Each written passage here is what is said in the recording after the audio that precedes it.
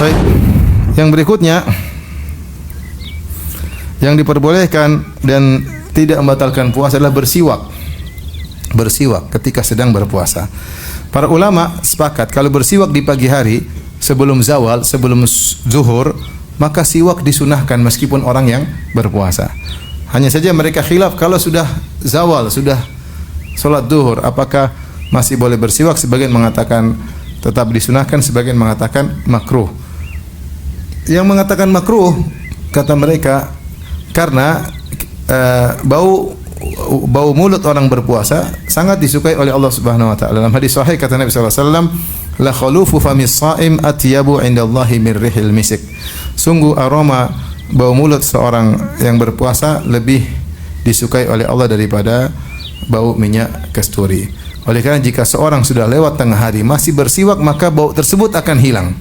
Maka jangan menghilangkan bau yang disukai oleh Allah. Ini pendapat sebagian ulama. Yang benar bahwasanya disunahkan siwak kapan saja, dan Nabi SAW tidak pernah mengkhususkan kalau sedang puasa jangan bersiwak di siang hari, boleh bersiwak di pagi hari. Rasulullah SAW tidak pernah memperinci seperti itu. Adapun seorang bersiwak kalau ternyata menghilangkan bau mulut tidak ada masalah. Maksudnya tetap saja bau mulut tidak akan hilang karena bau mulut tersebut keluar dari lambung, pasti ada tersisa bau mulut tersebut. Namanya orang berpuasa pasti ada aroma yang tidak enak. Bukan kita sengaja untuk tidak gosok gigi, tidak ini, kemudian biar baunya semakin ababnya semakin bau.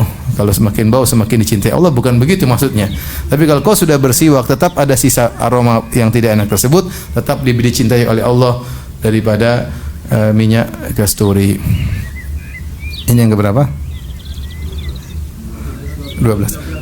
Dari sini para ulama mengkiaskan boleh sikat gigi ketika sedang berpuasa, tidak jadi masalah. Karena siwak itu kalau kita gunakan dia ada aroma mentolnya. Siwak itu ada kayu arok, ada aroma mentolnya. Kalau kita bersiwak ada kayu mentolnya. Dan kalau kita siwak nggak perlu kita tuh nggak apa-apa, nggak perlu. Adakah aroma mentolnya? Ada rasanya dan kerasa segar. Namun itu dimaafkan karena tujuan kita bersiwak bukan untuk apa? Bukan untuk minum, kecuali kita itu mungkin batal.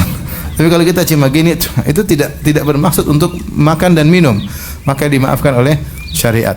Maka demikian pula dianalogikan tentang ma'junul asnan, yaitu tentang sikat gigi. Maka orang sikat gigi harus lebih hati-hati. Kenapa? Karena kemampuan menembus odol lebih kuat daripada siwak. Maka dia bersikat gigi, kemudian dia kumur-kumur dengan banyak-banyak agar semaksimal mungkin sisa-sisanya keluar. Tapi kalau ada sisa tetap segar, tidak membatalkan puasa. Sama sekali tidak membatalkan puasa karena Nabi membolehkan siwak. Kalau dibilang ada rasa minnya, sama siwak juga ada rasa minnya. Siwak ada rasa minnya enggak? Ada. Karena memang tujuan bersiwak bukan untuk makan dan minum, tidak menambah gizi dalam tubuh kita, enggak, tapi untuk membersihkan apa? Mulut. Kata Nabi SAW, siwak as-siwak matharatun lil fam wa mardatun lirrabb. Sungguhnya siwak itu membersihkan mulut dan mendatangkan keridhaan Allah Subhanahu wa taala. Baik. Di antara yang tidak membatalkan puasa adalah periksa darah, cek darah, periksa darah. Periksa darah tidak membatalkan puasa, kan diambil darah sedikit. Para ulama khilaf kalau yang diambil darahnya banyak. Para ulama khilaf kalau diambil darahnya banyak. Misalnya donor darah. Donor darah berapa mililiter? 350. Itu banyak. Banyak. Atau seorang fasduh keluar banyak. Sebagian mengatakan batalkan, sebagian tidak. Kenapa? Karena para ulama khilaf tentang hukum bekam. Dalam satu hadis kata Rasulullah SAW, aftarul hajim wal mahjum. Orang yang dibekam puasanya batal. Ini pendapat kalau tidak salah Hanabilah, bahwasanya orang yang dibekam puasanya batal. Kata mereka kenapa batal? Yang mengatakan tidak batal jelas. Kata mereka yang membatalkan itu kalau masuk ke tubuh, makan, minum batalkan puasa. Tapi kalau keluar dari tubuh tidak membatalkan puasa harusnya. Tapi Hanabilah mengatakan batalkan puasa karena orang dibekam akan jadi lemah, sementara syariat menjaga kesehatan seseorang. Nah, kalau ada yang dibekam sebaiknya dia berbuka demi menjaga kesehatan orang tersebut, karena bekam membuat orang itu lemah.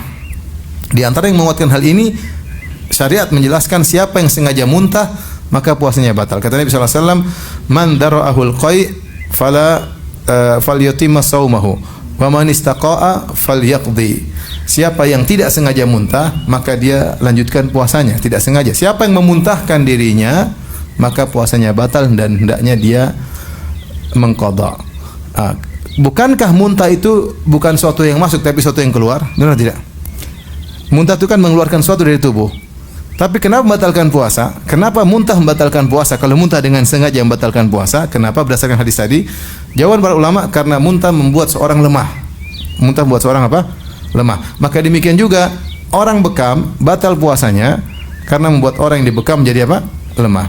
Ini pendapat Hanabilah, tapi pendapat mayoritas ulama tidak. Bahwasanya bekam tidak membatalkan puasa. Kata mereka dulu pernah berlaku tapi mansuh, mansuh sehingga orang bekam tidak batal puasanya.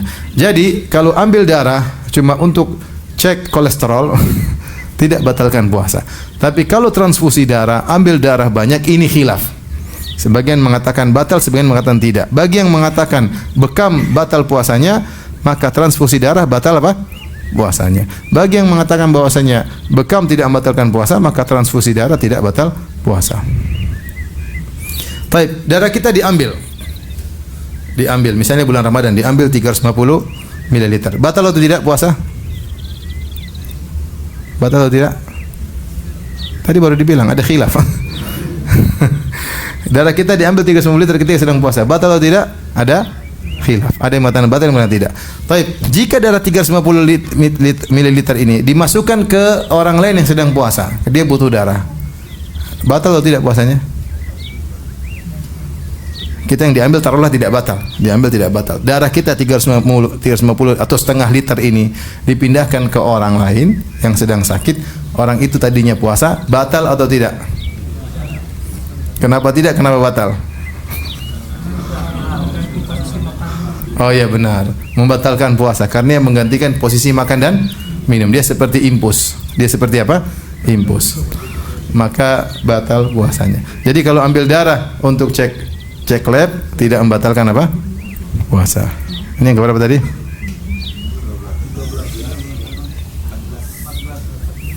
14. Yang berikutnya di antara yang tidak membatalkan puasa adalah mandi dan berdingin-dingin. Berendam tubuh tidak membatalkan puasa. Terutama kalau di daerah musim kering seperti di Arab, kalau sudah musim panas sangat panas sekali, apalagi zaman dahulu tidak ada AC, maka sangat panas. Orang belum tentu kuat di tengah panas yang sangat terik seperti di Madinah atau di Mekah, panas bisa sampai 48 derajat. Itu kalau taruh telur bisa setengah matang ya. 48 derajat panas sekali.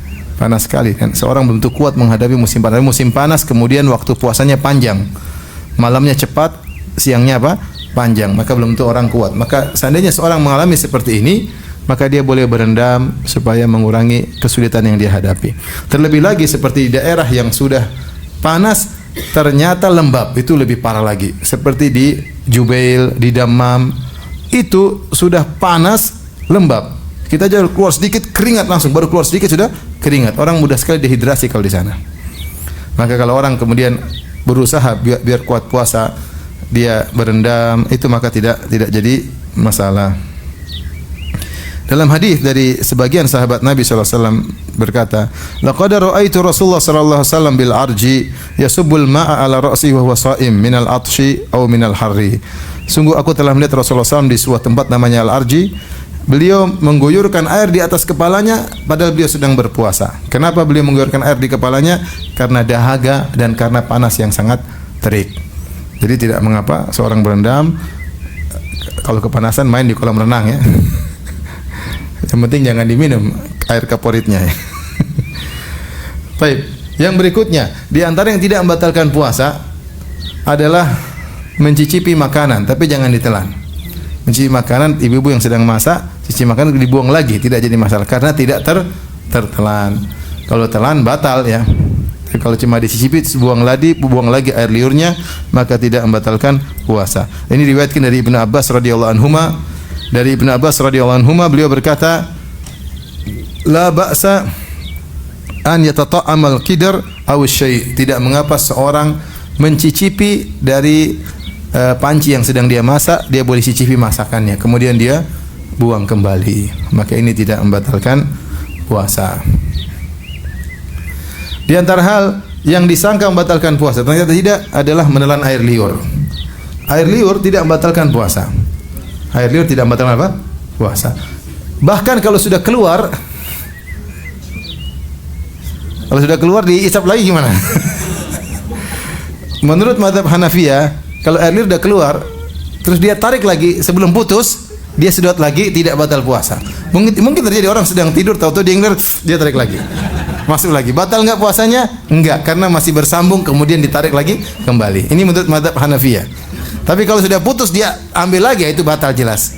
Jadi air liur kalau sudah keluar, diambil masukin lagi batal. Tapi kalau belum keluar atau pas keluar disedot kembali, tidak membatalkan apa? Puasa. Jadi sebagian orang puasa buang udah terus. Enggak apa-apa. Kamu tidak sedang makan dan minum, paham? Yang batalkan puasa makan dan ini tuh air liurmu sendiri, enggak ada masalah. Jadi menelan air liur tidak membatalkan puasa. Ini yang keberapa? Yang keberapa? Sekarang yang keberapa? Sekarang 17. Mohon maaf, bulgam ingus. Ingus ada dua kondisi. Jika ingusnya dari hidung langsung ditelan, tidak lewat ke mulut tapi langsung ke kerongkongan, maka tidak membatalkan puasa. Ya, ingus kemudian itu tidak membatalkan puasa. Ada khilaf di kalangan para ulama jika ingus tersebut dia sempat mampir ke mulut. Kan kadang di mulut dulu baru proses berikutnya ditelan, ya kan? Mohon maaf ya. Mampir mulut dulu baru kemudian ditelan. Maka ini khilaf di kalangan para ulama. Yang benar tidak membatalkan puasa. Tidak membatalkan puasa. Karena dia bukan dari luar. Dia bukan dari luar. Sebaiknya kita buang ini supaya keluar dari khilaf. Tapi seandainya kita mampir mulut kita telan, yang benar tidak membatalkan puasa. Karena ini pasti dialami oleh banyak orang dan Nabi tidak pernah menyinggung sama sekali hal ini. Berarti keringanan dari syariat. Seandainya membatalkan puasa, pasti Rasulullah SAW ingatkan. Karena ini menimpa banyak orang. Ya, intinya kalau langsung ke dalam tidak batal. Tapi kalau mampir ke mulut sebaiknya dibuang. Tapi kalau tertelan tidak jadi masalah. Saya tidak sudah telan, cuma kalau tertelan. Sekarang ke berapa? 18. Mencium dan mencumbui istri tidak mengapa. Bahkan menurut Ibnu Hazm disunahkan mencium dan mencumbui istri bagi orang yang bisa menahan hasratnya. Kata Nabi kata Aisyah radhiyallahu anha, kana Nabi sallallahu alaihi wasallam yuqabbiluni wa yubashiruni wa huwa shaim wa kana amlakakum liirbih. Adalah Nabi sallallahu alaihi wasallam menciumku dan mencumbuiku. Cium jelas kita tahu, cumbu lebih daripada mencium. Disebut mubasyarah, itu pertemuan kulit dengan kulit, bercumbu. Rasulullah melakukannya padahal dia sedang berpuasa. Tapi kata Aisyah, dia adalah orang yang paling bisa menahan hasratnya. Maka jika orang mencium istri, dia bisa menahan hasratnya, maka tidak mengapa. Bahkan menunjukkan kasih sayang. Bahkan sunnah kata Ibnu Hazm. Kita berpuasa tetap menunjukkan rasa kasih sayang kepada istri. Insya Allah antum bisa melakukan, terutama yang tua-tua, hasrat tidak terlalu bergejolak. Sama aja ya. Tapi kalau yang muda-muda jangan. Yang muda-muda jangan. Khawatir cium kemudian hasrat bergejolak, maka bisa terjadi apa yang terjadi. Oleh karenanya tidak mengapa. Adapun kalau dia masih muda, makruh, hendaknya dia menjauh karena dia jangan membuka pintu yang buat dia bisa terjebak karena orang kalau sudah berhasrat maka 2/3 otaknya hilang, bahkan terkadang hilang semua. oleh karenanya kalau tua aman insyaallah. Tua itu maksudnya berapa? 60 ya, 60 ya. 60 ke atas, 60 ke bawah setengah tua. Saja. Baik, jadi mencium tidak membatalkan puasa, mencumbu juga tidak membatalkan apa? Puasa. Demikian juga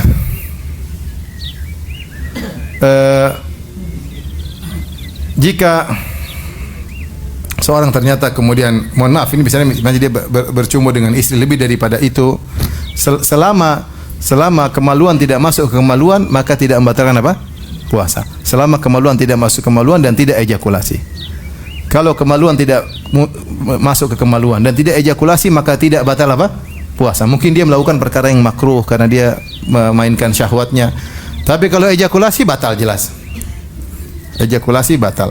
Selama terpenuhi dua syarat, tidak ejakulasi dan tidak ada kemaluan masuk ke kemaluan, maka tidak membatalkan puasa. Tapi sekarang yang keberapa? 19.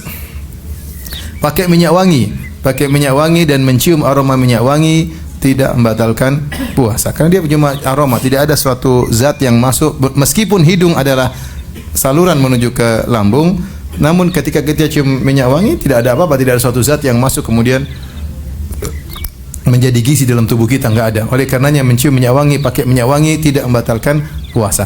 Para ulama khilaf kalau mencium bakhur. Bakhur itu gaharu. Nah, itu karena gaharu itu asap seperti ada benda yang masuk. Maka khilaf di kalangan para ulama. Ada yang mengatakan batalkan puasa, ada yang mengatakan tidak membatalkan apa? Puasa. Lebih baik kita menjauh. Tapi kalau minyak wangi biasa yang tidak ada asapnya, maka tidak membatalkan apa? Puasa.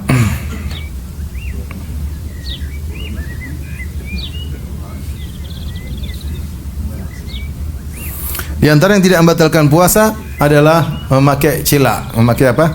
Cila, iktihal. Ini tidak jadi masalah, ya. Cela ya, pakai cela. Karena saya katakan tadi tidak ada apa namanya? Saluran dari mata menuju kerongkongan. Benar ketika seorang memakai sesuatu di cela, pakai di mata, terkadang ada rasa pahit dia rasa, tapi itu bukan apa? Bukan masuk ke kerongkongan. Cuma sarafnya atau sesuatu yang dia rasa, tapi tidak sampai ke kerongkongan. Karena tidak ditemukan saluran dari mata ke kerongkongan. Orang kalau sakit pun paling dia makan dari hidung atau dari saluran mulut. Adapun dari mata tidak pernah ya. Kemudian di antara yang tidak membatalkan puasa disebutkan juga oleh para ulama bagi orang yang sakit yang menggunakan obat jantung yang ditaruh di bawah lidah sini. Saya nggak tahu namanya apa ya. Katanya orang kalau jantung ada obat kalau dia lagi serang taruh di bawah apa? Lidah. Benar atau? Ada nggak? Iya. Namanya apa itu? Sakdara ya. Itu tidak jadi masalah karena dia salurannya beda. Dia bukan saluran ke kerongkongan. Dia masuk lewat saluran tersendiri dan tujuannya bukan ke kerongkongan apa? Ke kerongkongan dan bukan ke lambung. Sehingga kata mereka tidak membatalkan puasa. Tentunya dokter lebih ahli. Kata mereka tidak masuk ke beda kalau dia taruh lidah. Enggak, dia bawa di bawah lidah sini. Kayak ada sesuatu, saya tidak tahu juga, cuma saya baca seperti itu. Ini diteliti tidak larinya tidak lari ke dalam lambung, tapi dia cuma ada mungkin saluran khusus di bawah lidah yang tujuannya mungkin ke tempat lain, entah ke paru-paru, entah ke jantung, entah yang lainnya. Kemudian yang terakhir mungkin yang tidak membatalkan puasa adalah misalnya diperiksa dengan endoskopi. Apa yang dimasuk alat untuk itu namanya apa? Endoskopi. Kalau saya tidak tahu cara masuknya gimana. Sampai ada yang pernah. Tapi intinya kalau besi dimasukkan ke dalam mulut untuk ngecek lambung, kemudian dikeluarkan kembali, maka tidak batal. Kenapa? Tidak ada yang dimakan dan tidak ada yang diminum. Hal ini dulu dibahas oleh para ulama Hanafiyah. Mereka membuat sesuatu namanya iftiradat. Iftiradat itu suatu permasalahan-permasalahan yang mereka seandainya begini, kemudian mereka bahas. Padahal belum terjadi. Mereka mengatakan misalnya seorang makan batu, misalnya, maka ada dua kemungkinan. Batunya bertahan di perut. Batu kan bukan makanan, ya enggak? Ada seorang sengaja makan batu, batal puasa atau tidak? Ini khilaf. Karena namanya membatalkan puasa itu kalau makan dan minum, dan kita tahu batu bukan apa? Bukan makan minum. Orang makan beling, kuda lumping, apa membatalkan puasa? Asal dia syirik ya. Percaya sama jin dan yang lainnya. Tapi intinya kalau dia makan batu batal atau tidak dibahas karena batu ini bukan apa? Makanan. Taruhlah membatalkan. Maka mereka mengatakan dua kondisi. Batu tersebut bercokol di perut lama maka batal. Tapi kalau batu tersebut keluar lagi tidak batal. Ketika kita baca seperti itu, misalnya batu terus dimasukkan pakai apa? Pakai benang terus ditarik lagi keluar. Batal enggak? Ini hanya apa perumpamaan zaman dulu mungkin nggak ada, tapi ternyata sekarang diambil faedah oleh ulama sekarang. Kata mereka seperti endoskopi. Endoskopi kalau masuk, seandainya dibiarin terus dalam perut batal, tapi kalau dikeluarkan tidak batal karena tidak ada makanan yang masuk sama sekali. Lagi pula endoskopi bukan makanan, dimasukkan keluar dan dia tidak melanggar perintah Allah karena yang dilarang oleh Allah makan dan minum. Selama tidak bermakna makan dan minum, maka tidak membatalkan puasa menurut pendapat yang lebih kuat. Ini tidak. Kemudian juga yang terakhir mungkin makan dan minum tidak sengaja, maka tidak membatalkan apa? Puasa. Selama dengan syarat tidak sengaja atau lupa, dengan syarat lupa. Adapun kalau pura-pura lupa maka batal.